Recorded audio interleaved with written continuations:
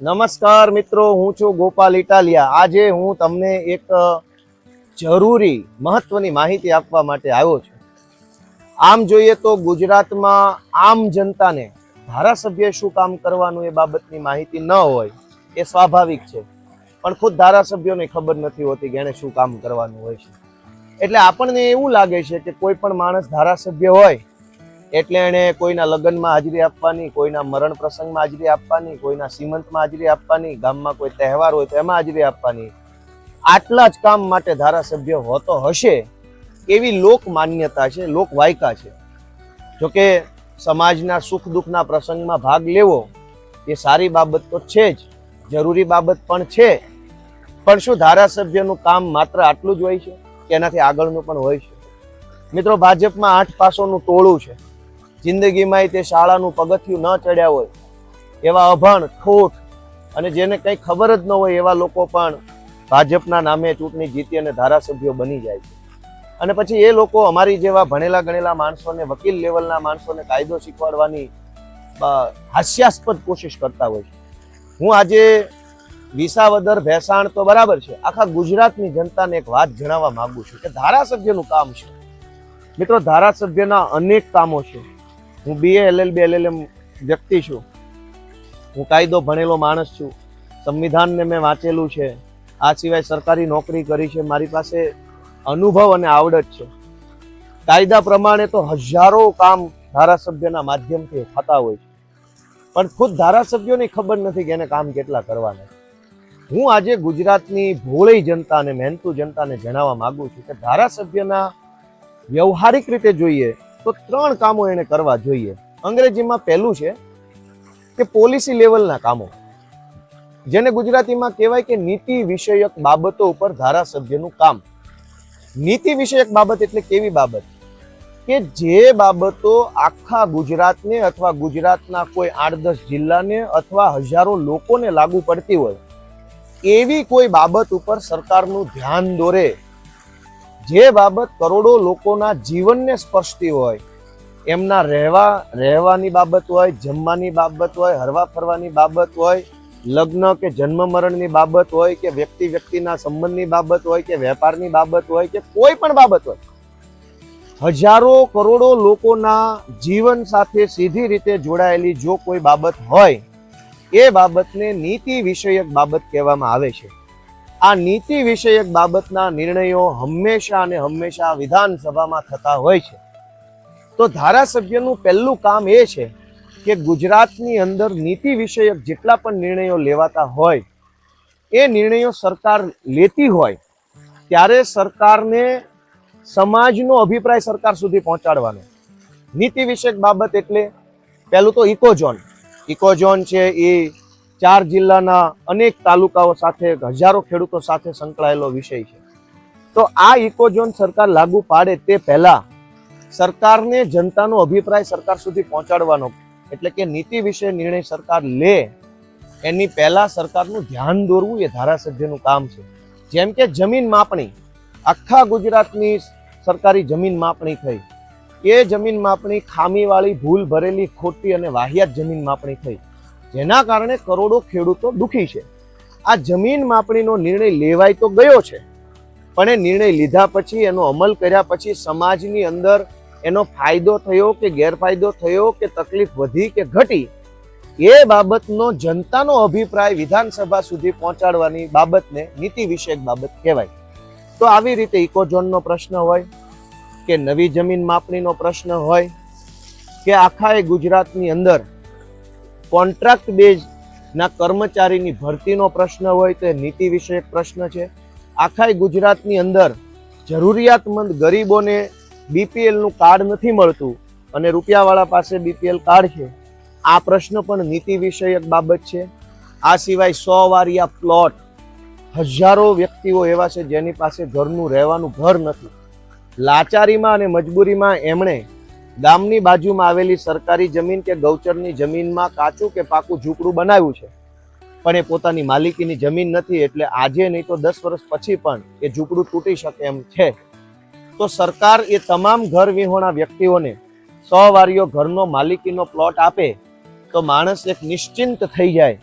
આ નીતિ વિષયક બાબત છે કે આખા ગુજરાતમાં 100 વારિયા પ્લોટ મળવા જોઈએ, કેવી રીતે મળવા જોઈએ. મિત્રો, આખા ગુજરાતમાં ખેડૂતના ખેતરે જવા આવવાના રસ્તાના પ્રશ્નો ખૂબ છે. હજારો કેસો મામલતદારની અને પ્રાંતની કોર્ટમાં ચાલે છે કે ક્યાંથી કોનું હલાણ છે, ચાલવાનો અધિકાર કયા ખેતરમાંથી છે. કેમ કે જૂના જમાનામાં જમીનની બહુ કિંમત નથી, ત્યારે બધું લિબરલ ચાલતું. હવે જમીનની કિંમત વધી છે તો કોઈ પોતાના ખેતરમાં રસ્તો કાઢવા દે, કાઢવા ન દે. તો આ નીતિ વિષયક પ્રશ્ન છે. આ સિવાય આખા ગુજરાતની અંદર સરકારી શાળાની અંદર શિક્ષકોની સંખ્યા અને સરકારી શાળામાં બાળકોની સંખ્યાનો જે રેશિયો છે એ બહુ મોટી નીતિ વિષયક બાબત છે.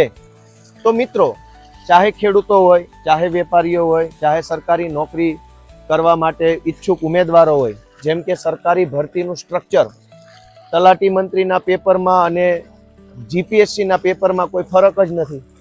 તો એ તલાટી મંત્રી બનાવવા માટે કેવું પેપર હોવું જોઈએ અને જીપીએસસી માંથી ડીવાયએસપી બનાવવા કેવું પેપર હોવું જોઈએ, એ નીતિ વિષયક બાબત છે. એનો સિલેબસ નીતિ વિષયક બાબત છે.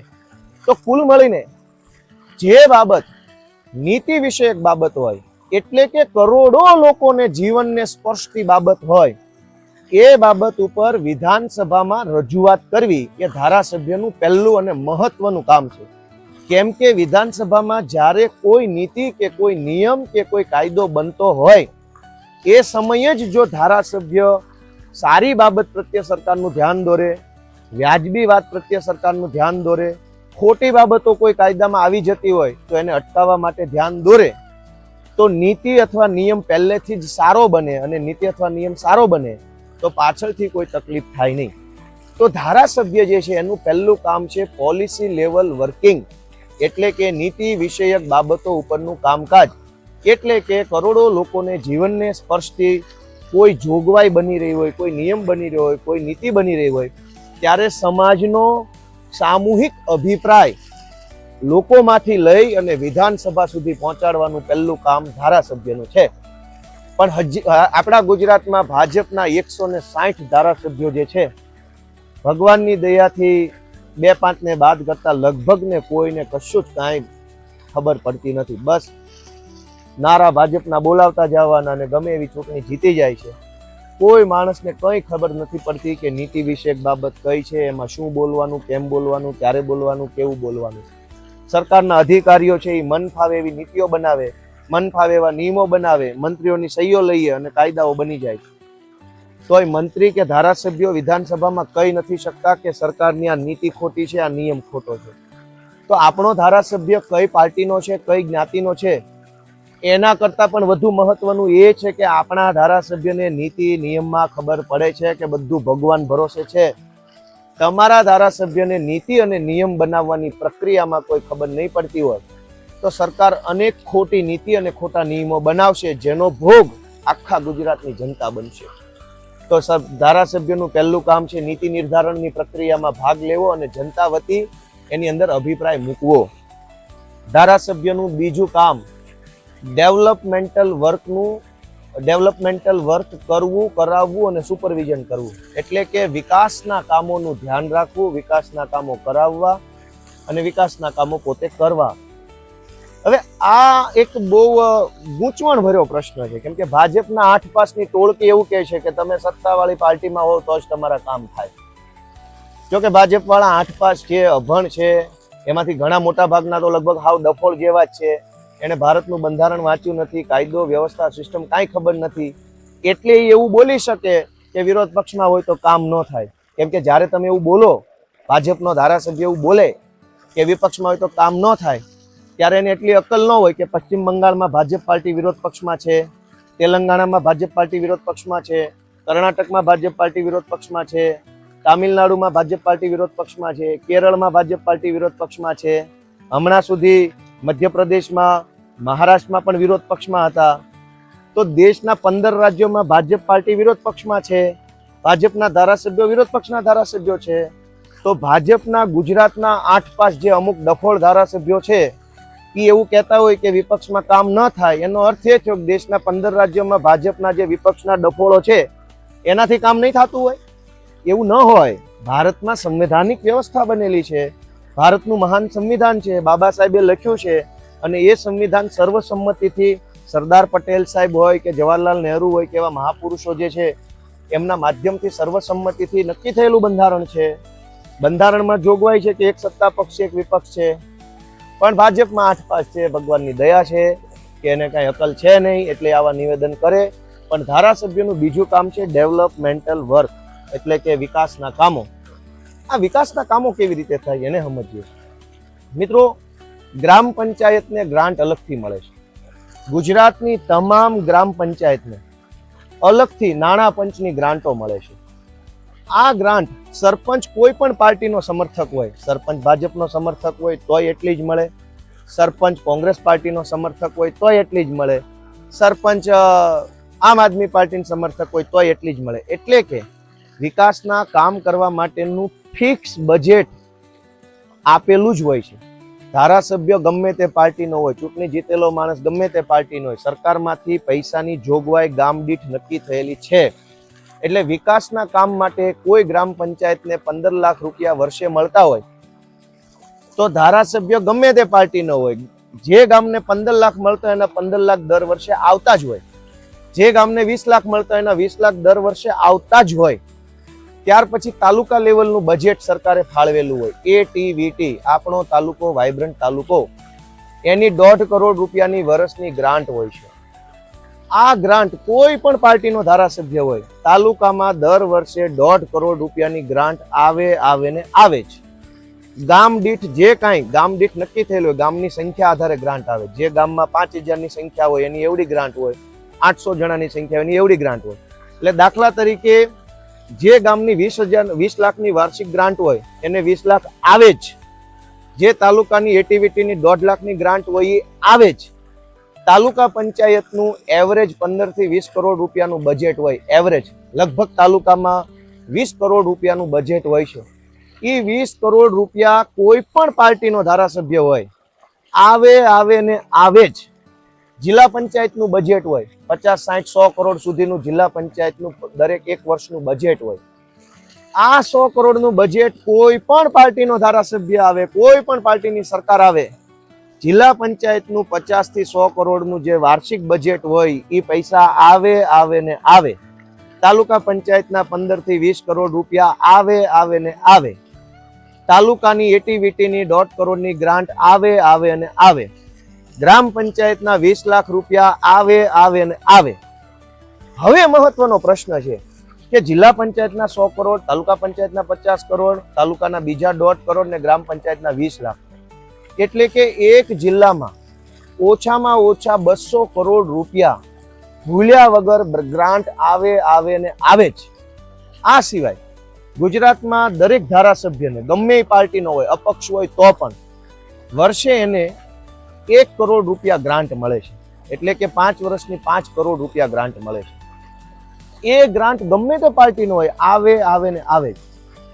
હવે મહત્વનો પ્રશ્ન એ છે કે વિકાસના કામો આ જે 200-250 કરોડ દર વર્ષે સરકારમાંથી આવે ને આવે જ છે, એ જ 200 કરોડ રૂપિયામાંથી વિકાસનું કામ કરવાનું છે. પણ જો ધારાસભ્ય ભાજપનો હોય તો ભાજપના બધા જ માણસો છે એ પૈસા ખાઈ જાય ને એક પણ કામ કરે નહીં, જે આખા ગુજરાતમાં થઈ રહ્યું છે. ભાજપના માણસો દુષ્પ્રચાર તો કરે છે કે ભાજપનો માણસ હશે તો કામ થશે. વાસ્તવિકતા એ છે કે 200 કરોડ દરેક જિલ્લામાં ઓછામાં ઓછા, હું તો આંકડો બોલું છું, વધુ બોલીશ તો કોઈને વિશ્વાસ નહીં આવે એટલે હું વધુ નથી બોલતો. હકીકતમાં એનાથી ડબલ રૂપિયા આવે છે એક જિલ્લામાં, 10 ગણા રૂપિયા આવે છે. પણ હું માપમાં બોલું છું જેથી કરીને તમને મારી વાત વ્યાજબી લાગે. ભાજપનો ધારાસભ્ય હોય તો આ જે 200 કરોડ આવે છે એમાંથી કટકી થઈ જાય, કમિશન થઈ જાય, પોતાનો ભાગ ખવાઈ જાય, અને લાખ રૂપિયા ફાળવ્યા હોય રોડ બનાવવા માટે તો 20,000 નો રોડ બને ને 80,000 રૂપિયા ભાજપના માણસો, કેટલાક અધિકારીઓ, કોન્ટ્રાક્ટરો ને એના ચમચાઓ ખાઈ જાય. વિરોધ પક્ષનો ધારાસભ્ય હોય તો એ જે આખું બજેટ સરકારમાંથી જે ફરજિયાત આવે ને આવે વાળું બજેટ છે એનું પૂરું કામ કરાવે. એમાંથી કટકી ન થાય, એમાંથી કમિશન ન થાય, ઉલટાનું વધુ સારું કામ થાય. શું કામ? કે વિરોધ પક્ષનો માણસ હોય તો બે ઘટના બને. એક તો પોતે ખાય નહીં, અને ધારો કે વિરોધ પક્ષનો ધારાસભ્ય ખાવા માંગે તો ભાજપ વાળા માથે ટાઈટ થઈને બેઠા હોય, કેમ કે વિરોધ પક્ષનો ધારાસભ્ય હોય, સહેજે કટકી કરી જાય તો ભાજપ વાળાને પોસાય નહીં. એટલે વિરોધ પક્ષનો ધારાસભ્ય હોય તો ઉલટાનું વધારે સારી રીતે સિસ્ટમ કામ કરે, કેમ કે વિરોધ પક્ષ વાળો ખોટું કરવા જાય તો ભાજપ વાળો માથે બેઠો હોય, એ તરત પકડી લે, પોલીસ મોકલે, એજન્સી મોકલે, રેડ પાડે વગેરે કરે, એટલે ખોટું થવાની સંભાવના ઘટી જાય તરત. ભાજપનો ધારાસભ્ય હોય તો કોઈ પૂછવા વાળું જ નથી ભાઈ. સાહેબના 10%, કોન્ટ્રાક્ટરના 10%, ધારાસભ્યના 10%, જિલ્લા પંચાયતના સભ્યના 5%, તાલુકા સભ્યના 3%, વધ્યા કેટલા? તો કે લાખ રૂપિયાના રોડ બનાવવાના કામમાંથી 20,000 વધ્યા, તો 20,000 નું કામ કરો, એમાં સિમેન્ટ નબળી, બ્લોક નબળા, રેતી નબળી. તો મિત્રો, એક સૌથી મોટો ભ્રમ ભાજપ પાર્ટી એ ફેલાવે છે કે ભાઈ સત્તા પક્ષના ધારાસભ્ય હોય તો કામ થાય. વાસ્તવિકતા ઈ છે કે સરકારમાંથી ફિક્સ બજેટ દરેક જિલ્લાને દરેક વર્ષે મળેલું જ હોય છે. અમુક 100 કરોડ 200 કરોડ સમજી લો, ઓછામાં ઓછા દરેક જિલ્લામાં આવે ને આવે. ઈ જ 200 કરોડમાંથી રોડ બનશે, નાળા બનશે, નદી બનશે, ગટર બનશે, જે કાંઈ XYZ બનશે, શબ્દોમાં ન પડતા. પણ ભાજપનો ધારાસભ્ય હોય તો કટકી થઈ જશે. સામેવાળો માણસ હશે તો પોતે નહીં કરે અને કરવાની કોશિશ કરે તો ભાજપ તો માથે બેઠું જ છે. એટલે એવું નથી કે ગ્રાન્ટ નહીં આવે. ધારાસભ્યને પોતાની ગ્રાન્ટ હોય છે, પંચાયતની પોતાની ગ્રાન્ટ છે, તાલુકા પંચાયતની પોતાની ગ્રાન્ટ છે, સરકાર કોઈ પણ પાર્ટીની હોય. તો ધારાસભ્યનું પહેલું કામ પોલિસી લેવલનું કામ, એટલે કે નીતિ વિષયક નિર્ણયોમાં જનતાનો અભિપ્રાય વિધાનસભા સુધી પહોંચાડવાનો. બીજું કામ કે ડેવલપમેન્ટલ વર્ક, સરકારી વિકાસના જે કાંઈ કામો ચાલતા હોય એની ઉપર નજર રાખવી, ખોટું ન થાય, ખોટા માલ મટીરિયલ ન વપરાઈ જાય, ખોટા બિલ ન બની જાય, એની વોચ રાખવાનું કામ ધારાસભ્યનું છે. ધારાસભ્ય સુપરવાઇઝરનું કામ કરવાનું. કેમ કે 200 કરોડનું બજેટ જિલ્લામાં આવ્યું તો ખરું, પણ એ 200 કરોડમાંથી 10 રોડ મંજૂર થયા હોય, 5 નાળા મંજૂર થયા હોય, 2 સરકારી સ્કૂલ મંજૂર થઈ હોય, એ સ્કૂલનું બાંધકામ થતું હોય, તો બાંધકામમાં નબળી ક્વોલિટીનું થતું હોય તો એનું સુપરવિઝન કોણ કરશે? ધારાસભ્ય ધ્યાન આપવાનું છે કે નાળું બને છે, નદી બને છે, રસ્તો બને છે, રોડ બને છે, જે બને છે એમાં કટકી ન થતી હોય, નબળો માલ ન વપરાતો હોય, નબળી સિમેન્ટ નબળું ન થતું હોય, એનું સુપરવિઝન ધારાસભ્ય કરવાનું. તમે વિચારો, ભાજપનો ધારાસભ્ય હોય તો સુપરવિઝન સારું કરશે કે વિરોધ પક્ષનો ગોપાલ ઇટાલિયા હશે તો સુપરવિઝન સારું થાય? એ તમારો નિર્ણય છે. ધારાસભ્યનું ત્રીજું કામ પ્રોસિજરલ વર્ક, એટલે કે પ્રક્રિયાત્મક કામો. એ શું છે? તો કે આપણી આસપાસ મામલતદાર ઓફિસ, તાલુકા પંચાયત, વન વિભાગની કચેરી, વીજળી વિભાગની કચેરી, પાણી પુરવઠાની કચેરી, બેંક આવેલી છે, સરકારી ડેપો છે, પોલીસ સ્ટેશન છે. આવી 10-15 મહત્વની સરકારી કચેરીઓ આપણી આસપાસ હોય છે. આ 10-15 કચેરીઓમાં કેટલાક સરકારી કામો થાય છે, જેમ કે આવકનો દાખલો કાઢવો, NOC કાઢવું, SC/ST EWS ના દાખલા કાઢવા, બેંકની અંદર નવા ખાતા ખોલવા, ખાતા બંધ કરવા, બીજું ત્રીજું કામ કરવું. તાલુકા પંચાયતની અંદર અલગ અલગ મુદ્દાના કામ થતા હોય છે. વન વિભાગ પાસે અલગ અલગ કામ થતા હોય છે. અમુક સરકારની યોજના હોય, એના ફોર્મ ભરાતા હોય, એ ફોર્મની અંદર બીજું કામ થતું હોય. તો સરકારી દરેક કામ કરવા અથવા કરાવવા માટે સરકારે એક પ્રક્રિયા બનાવેલી છે. જેમ કે તમારે હથિયારનું લાયસન્સ લેવું હોય, પાક રક્ષણ હથિયારનું, તો એક પ્રક્રિયા છે. એ પ્રક્રિયામાં એક ફોર્મ ભરવાનું છે, પછી પોલીસનો અભિપ્રાય, મામલતદારનો અભિપ્રાય, વન વિભાગનો અભિપ્રાય. આવા અભિપ્રાયો મૂકો, એની ફાઇલ બનાવો, પ્રાંતને આપો, પ્રાંતમાં ફાઇલ હાલે, ફાઇનલ થાય, લાયસન્સ મળે છે કે નથી મળતું. દાખલા તરીકે તમે RTOમાં ડ્રાઇવિંગ લાયસન્સ કઢાવવા જાઓ, દાખલા તરીકે તમે RTOમાં વાહનનું પાર્સિંગ કરાવવા જાઓ, યા તો તમે મામલતદારમાં તમે વારસાઈ કરાવવા માટેની અરજી આપો, યા તો તમે આવકનો દાખલો કરાવવાની અરજી આપો, યા તો તમે નવું વીજળીનું મીટર લેવાની અરજી આપો, યા તો મીટર બંધ કરવાની અરજી આપો, તમે ભાડા કરાર રજીસ્ટર કરાવવા જાઓ, તમારી ઘરેથી પાસપોર્ટ ખોવાઈ ગયો, મોબાઈલ ખોવાઈ ગયો તો પોલીસમાં અરજી આપવા જાઓ. તો આવા અનેક જે સરકારી કામો છે, એ કામ કરવાની કોઈ પ્રક્રિયા નક્કી થયેલી હોય કે આ કામ કરવા માટે આટલા કાગળ જોશે, આ કચેરી અરજી આપવાની અને આટલા દિવસમાં અરજીનો નિર્ણય થઈ જવો જોઈએ. હવે જનતાને પ્રક્રિયાની ખબર નથી, એટલે સરકારી કચેરીઓમાં ધક્કા ધક્કા ધક્કા ધક્કા અને પૈસા લાવો કામ થઈ જાય. ધારાસભ્ય જો જાગૃત હોય, ભણેલો હોય, સક્ષમ હોય તો એ દરેક પ્રક્રિયા યોગ્ય રીતે કરાવડાવે કે આવકનો દાખલો કાઢવા માટે કેટલા ડોક્યુમેન્ટ જોશે, કેટલા દિવસમાં નીકળી જશે, કઈ જગ્યાએ અરજી આપવાની, એ પ્રક્રિયા સ્મૂધ થઈ જાય, સરળ થઈ જાય. પણ અત્યારે તો ધારાસભ્યને ક્યાંય ખબર ન પડતી હોય એટલે આપણને પ્રક્રિયાના નામે ધક્કા ખવડાવે. આ કાગળ જોશે, ઓલું કાગળ જોશે, સોગંદનામું નથી, ફોટો નથી ચોંટાડ્યો, સહી નથી કરી, આમ નથી, તેમ નથી, 500 વસ્તુની લપ આપણી પાસે કરે. શું કામ? કે આપણને પ્રક્રિયા ખબર નથી, સરકારી માણસને એવી કાંઈ પડી નથી. તો ધારાસભ્યનું ત્રીજું મહત્વનું કામ છે કે પ્રક્રિયાત્મક જેટલા કામો છે સરકારી કચેરીઓમાં તાલુકા કક્ષાની, એ તમામ પ્રક્રિયાઓ સરળતાથી થાય, વગર ધક્કા ખાધા વગર થાય, ઓછી લાઈનોમાં ઉભા રહીને થાય, ડિજિટલ ટેકનોલોજીથી થાય, એમાં ધ્યાન આપવું એ ધારાસભ્યનું કામ છે. તો મુખ્યત્વે ધારાસભ્યના 3 કામ છે: નીતિ વિષયક નિર્ણયો, વિકાસના કામોનું સુપરવિઝન અને પ્રક્રિયાત્મક કામોમાં જનતાને મદદ કરવી. હવે તમે ભાજપના 8 પાસો જે કાંઈ પણ છે, અમુક 8 પાસ, અમુક હાવ 9 પાસ, આવા જે લોકો હાવ ભાજપના ઝંડા લઈને નીકળી ગયા અને ભાજપના કારણે ધારાસભ્ય બની ગયા, એના વિશે કલ્પના કરો. માત્ર ને માત્ર ફોટા પડાવવા, કોકના કાર્યક્રમોમાં જઈને પોતાની પાર્ટીના કાર્ય, માત્ર એક જ મુદ્દાનો કાર્યક્રમ, ફોટા પડાવવા. નીતિ વિષયક બાબત વિધાનસભામાં આવે ત્યારે એક શબ્દ કોઈ ધારાસભ્ય નથી બોલતો. વિકાસના કામોનું સુપરવિઝન એક ધારાસભ્ય નથી કરતો. પોતાના વિસ્તારમાં રોડ બનતા હોય તો કોઈ માથે ઊભું રહી ઇન્સ્પેક્શન નથી કરતું કે આ રોડ નબળી ક્વોલિટીનો બને છે, ખારી ક્વોલિટીનો. અને પ્રક્રિયાત્મક કામો એટલે કે સરકારી કચેરીમાં જે કાંઈ કામો હાલે છે, એ સરકારી કામો કેવી રીતે થઈ રહ્યા છે, લોકોને સરળતા પડે છે, અગવડતા પડે છે, એનું કોઈ ધ્યાન આપતું નથી. માટે મિત્રો, હું તમને એક જ વાતની વિનંતી કરું છું કે તમે જ્યારે ધારાસભ્ય નક્કી કરો ત્યારે તમે એવી રીતે નક્કી કરજો કે તમે પાર્ટી જોઈને નક્કી કરવા માંગો છો કે આવડત જોઈને નક્કી કરવા માંગો છો, તમે જ્ઞાતિ જોઈને નક્કી કરવા માંગો છો કે માણસની ક્ષમતા જોઈને નક્કી કરવા માંગો છો. એ નિર્ણય તમારા હાથમાં છે. ગુજરાતભરના તમામ ધારાસભ્યોના લાગુ પડે છે. તમે અમારી વાત શાંતિથી સાંભળી એ બદલ ખૂબ ખૂબ આભાર. જય જય ગરવી ગુજરાત.